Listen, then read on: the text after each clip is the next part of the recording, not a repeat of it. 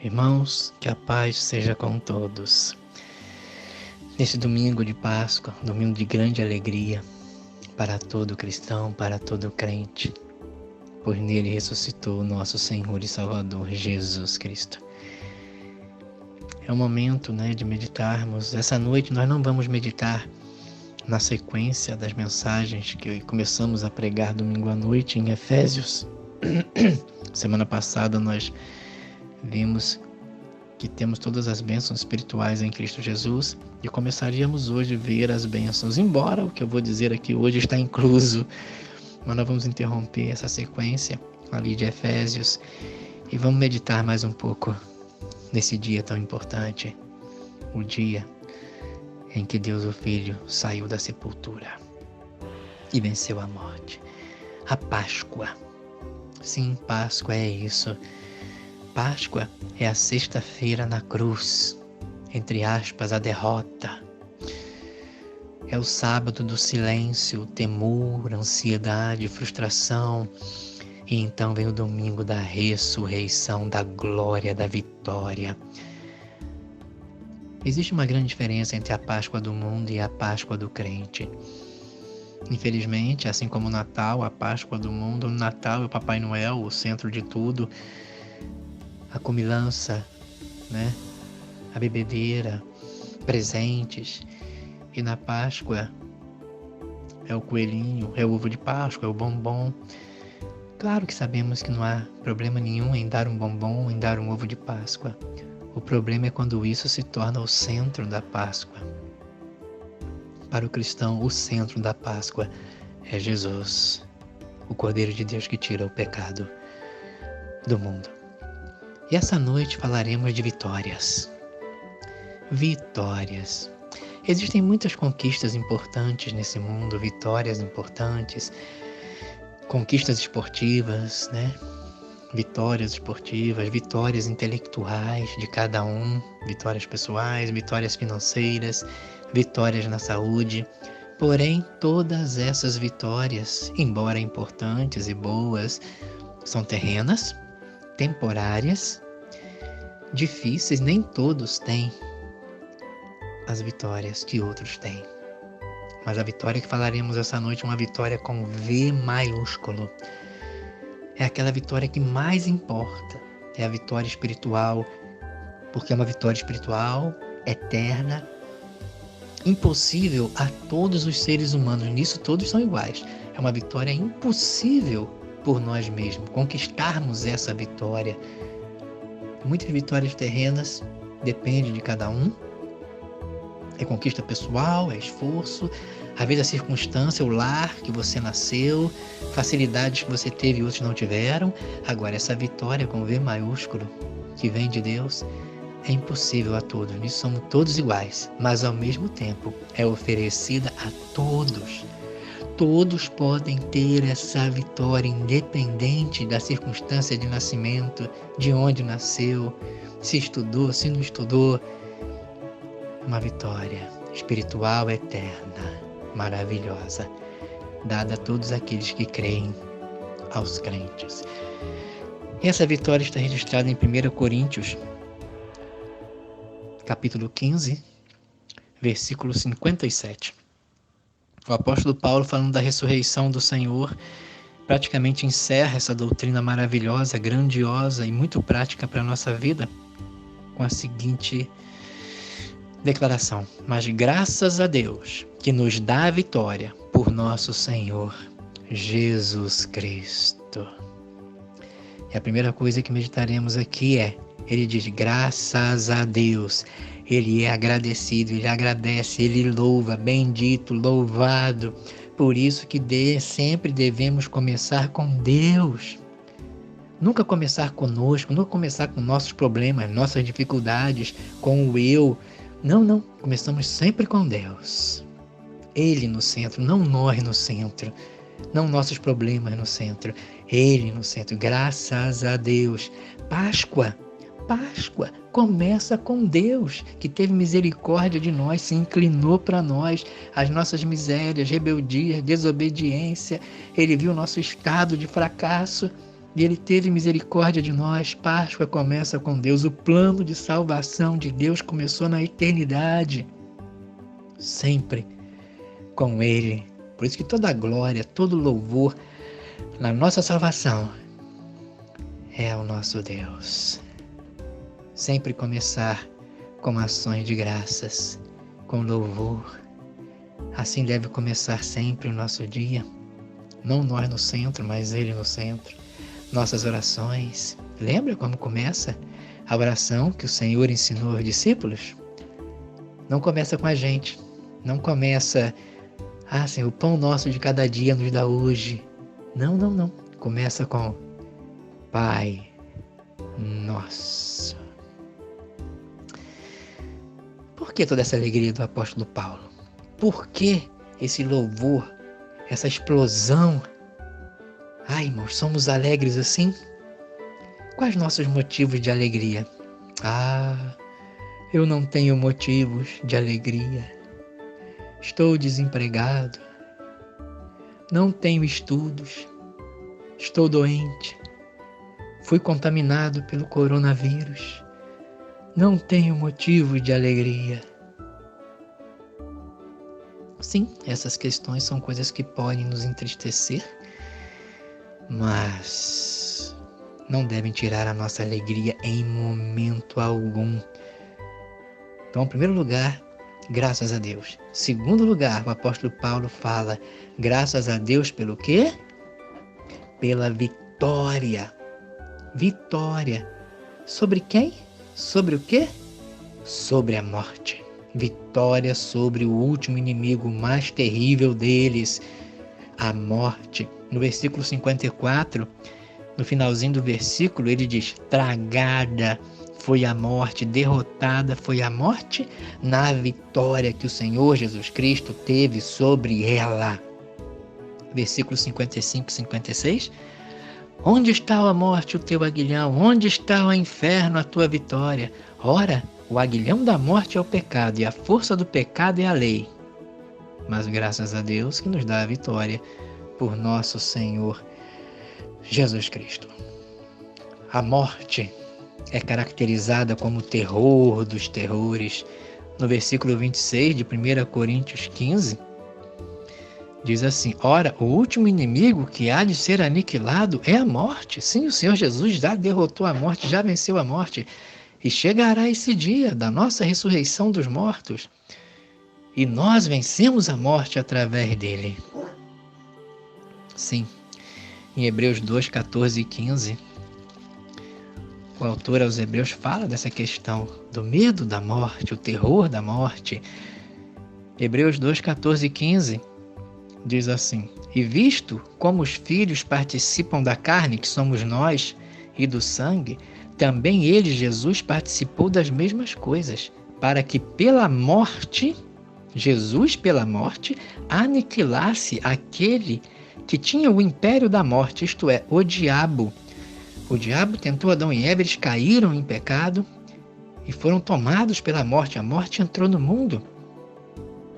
E assim no versículo 15 diz, e Jesus livrasse todos que, com medo da morte, estavam por toda a vida sujeitos à escravidão. O medo, o terror da carranca da morte. Que chances teria eu para vencer a morte? Que chances teria eu contra, por exemplo, aquele boxeador Mike Tyson? Que chances teria eu contra um lutador de MMA? Impossível, praticamente impossível que eu os vencesse.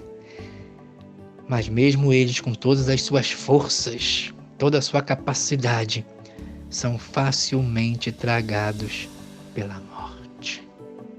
E por que ela é tão poderosa? No versículo 56, o apóstolo Paulo fala sobre isso. Ele fala que o aguilhão da morte é o pecado. Ou seja, aguilhão é uma ponta de ferro afiada, significa ferrão, como um escorpião. É como se a morte fosse um escorpião e o ferrão, né? O ferrão do escorpião é o pecado. A arma mortal da morte é o nosso pecado. O pecado é o ferrão mortal. Está escrito: a alma que pecar, essa morrerá. E ele continua: e a força do pecado é a lei. Que lei? A lei de Deus, os mandamentos. Ué, a lei é ruim? Não. A lei é boa, santa, perfeita, gloriosa. A lei é justa, é boa. O problema é que nós somos maus, pecadores, doentes. É como o leite materno. O leite materno é o melhor alimento para o bebê. Só que há bebês que nascem com problema, com uma certa alergia, com doença, com problema, e não pode tomar o leite materno. O leite materno vai fazer mal a esse bebê. É assim a lei de Deus, ela é perfeita, maravilhosa, mas nós temos um problema, uma doença chamada pecado. A nossa natureza pecaminosa é inclinada à desobediência. O homem tem prazer em desobedecer. Quando a lei de Deus diz, faça, o homem não faz. Quando diz não faça, aí o homem faz. É a desobediência da nossa natureza pecaminosa. O pecado tem força na lei, porque nós não obedecemos a Deus. É o que Paulo fala em Romanos 8, versículos de 5 a 8. Quando ele diz que a inclinação da carne é inimizade contra Deus. Ela não é sujeita à lei de Deus e nem em verdade pode ser, não se sujeita. Quanto mais Deus diz, não faça, o homem faz. Quanto mais Deus diz, faça, o homem não faz. E então Paulo diz, quem me livrará? Quem me livrará do corpo dessa morte? Lá em Romanos 7, de 11 a 13, em Romanos 7, de 11 a 13, ele vem falando dessa luta, desse combate. Romanos 7, ele diz o seguinte, porque o pecado, tomando ocasião pelo mandamento, me enganou, e pelo mandamento me matou. Assim a lei é santa, e o mandamento santo, justo e bom. Logo tornou-se-me o bom em morte? De modo nenhum. Mas o pecado, para que se mostrasse pecado, operou em mim a morte, através do bem que é o mandamento, a fim de que pelo mandamento o pecado se fizesse excessivamente maligno. Irmão, cuidado com o pecado. O pecado é excessivamente maligno, excessivamente perverso. Então Paulo fala no versículo 24 de Romanos 7. Miserável homem que eu sou, quem me livrará do corpo desta morte? Quem me livrará? Até aquilo que era bom se tornou em mal para mim, porque eu sou mau, eu sou pecador, desobediência. Quem me livrará do corpo dessa morte? Como me livrar? No versículo 25. Dou graças a Deus. Eu dou graças a Deus por Jesus Cristo, nosso Senhor. Graças a Deus. Páscoa, Páscoa é isso, é livramento. Páscoa com letras maiúsculas, Páscoa com muitos pontos de exclamação. Páscoa, Páscoa é Jesus, o Cordeiro de Deus que tira o pecado do mundo. Louvado seja Deus. Graças a Deus que nos dá a vitória por nosso Senhor. Quem me livrará do corpo dessa morte? Graças a Deus por Jesus Cristo. Graças a Deus, glória a Deus, louvado seja Deus por Jesus Cristo. Voltemos para 1 Coríntios capítulo 15. É o que ele diz lá, né? Graças a Deus que nos dá a vitória por nosso Senhor Jesus Cristo. Sim. Louvado seja Deus pela vitória com V maiúsculo. Ele sim veio, ele veio, o Cordeiro de Deus veio, viveu entre nós, cumpriu a lei por nós, os mandamentos. O mandamento dizia, obedeça, eu desobedecia, nós desobedecíamos, mas ele veio e ele obedeceu. Tudo que Deus disse faça, ele fez. Tudo que Deus dizia não faça, ele não fez. Ele se colocou debaixo da lei de Deus. Se tornou o justo, ele é o justo, cumpriu todos os mandamentos. E assim conquistou uma justiça que nós não tínhamos. E também sofreu a punição que a lei exigia. Nós não suportaríamos o castigo, a punição da lei. A alma que pecar, essa morrerá. Morte eterna para todos os seres humanos. Todos. Mas ele veio, cumpriu a lei, sofreu a punição da lei. Ele venceu o pecado por nós. Graças a Deus por nosso Senhor Jesus Cristo. A vitória por nosso Senhor Jesus Cristo. Ele venceu. Vitória com V maiúsculo, pecado por nós. Éramos escravos do pecado, ele venceu o pecado e nos liberta. Nos dá a liberdade verdadeira para fazermos o bem, porque não conseguimos. O coração do homem é maligno e perverso, ama fazer o mal, mas Cristo venceu o pecado e nos liberta do poder do pecado e nos dá liberdade, poder para fazer o bem, para viver e amar a lei de Deus com todo o nosso coração. Ele em tudo foi tentado, mas sem pecado. Ele venceu também a morte por nós. Ele morreu. Morreu. Mas levantou-se no domingo. Ele venceu esse inimigo, o último inimigo. O silêncio do sábado foi seguido pelo estrondo, pelo estouro, estrondo dos portais da morte.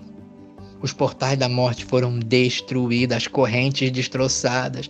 O ferrão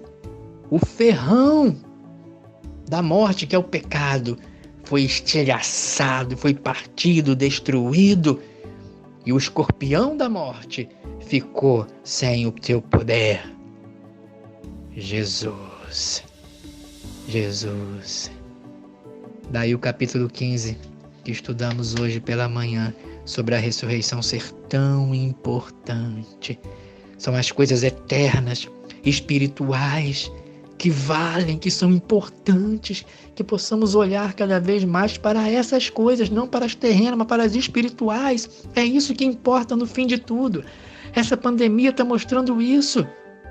O que importa no final é o quê? São os bens, são as coisas terrenas. Em primeiro lugar, são as coisas espirituais, as coisas eternas. É isso que importa no fim de tudo. A grande doutrina de que Cristo morreu na cruz pelos nossos pecados, ficou na sepultura por nós e ressuscitou no terceiro dia por nós e garante a eternidade para nós. O restante vai passar. O que importa é o novo céu e nova terra, a glória futura que nos espera. Amado, Deus está em silêncio na sua vida? Aguarde. Não é o fim. O estrondo vem. Sombras te cobrem? Aguarde. A luz virá. E mais uma coisa que ele diz nesse versículo. Graças a Deus que nos dá a vitória. A quem ele dá essa vitória? Ah, meu amado, a quem ele dá essa vitória? É o que eu disse, vitórias nesse mundo aqui, há muitas vitórias que só alguns têm. Nem todos conseguem conquistas como muitos têm. Mas essa vitória com V maiúsculo, a que interessa, o que é importante, a maravilhosa vitória, é dada a quem? A pessoas de grande intelecto? A pessoas que nasceram num berço de ouro? A quem é dada essa vitória? Ah, é dada também só aos pobres? Só aos miseráveis? Só aqueles que não têm estudo nenhum? Não. Essa vitória é dada a todos, ricos.